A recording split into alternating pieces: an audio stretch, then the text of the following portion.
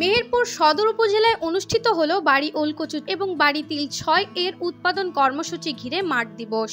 রোববার বিকেলে মেহেরপুর সদর উপজেলার বারাদি এলাকায় এই আয়োজন করে বাংলাদেশ কৃষি গবেষণা ইনস্টিটিউট। বাংলাদেশ কৃষি গবেষণা ইনস্টিটিউটের আঞ্চলিক কৃষি গবেষণা কেন্দ্র স্থাপন ও দেশের মধ্য পশ্চিমাঞ্চলের পরিবেশ প্রতিবেশ উপযোগী গবেষণা কার্যক্রম জোরদারকরণ শীর্ষক প্রকল্পের আওতায় আয়োজিত হয় এই মাঠ দিবস। অনুষ্ঠানে প্রধান অতিথি হিসেবে উপস্থিত ছিলেন উপপ্রকল্প পরিচালক ডক্টর জাহান আল মাহমুদ। তিনি বলেন, কৃষি গবেষণা কেন্দ্র হওয়ায় এখানে নতুন জাত খুব সহজেই পাওয়া যাবে, বীজ উৎপাদন আরো ভালো হবে আর এখানকার পেঁয়াজের বীজ সারা দেশে বিক্রি হবে। পেঁয়াজের বীজ, মশলার বিভিন্ন বীজ, এটির কিন্তু আমাদের একটি আলাদা আবার প্রকল্প পাস হয়েছে যে আমরা মশলা জাতীয় ফসলের বীজ উৎপাদন করব।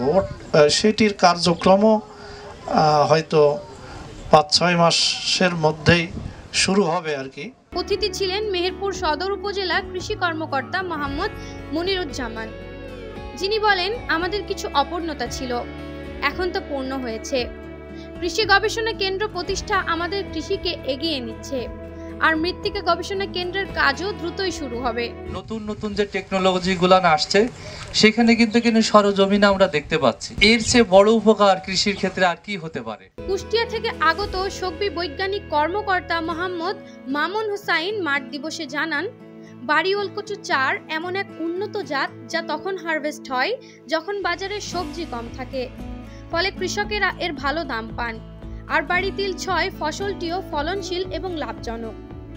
স্থানীয় কৃষক কৃষানীরা মাঠ দিবসে অংশ নিয়ে নতুন জাতের ফসল সম্পর্কে জানেন এবং মাঠ পর্যায়ে এর ফলন দেখে উৎসাহিত হন। এই মাঠ দিবস শুধু নতুন প্রযুক্তি বা জাতের পরিচিতিই নয়, বরং কৃষকদের সঙ্গে গবেষণা প্রতিষ্ঠানের সরাসরি সংযোগ স্থাপনের একটি গুরুত্বপূর্ণ প্ল্যাটফর্ম হিসেবে বিবেচিত হচ্ছে।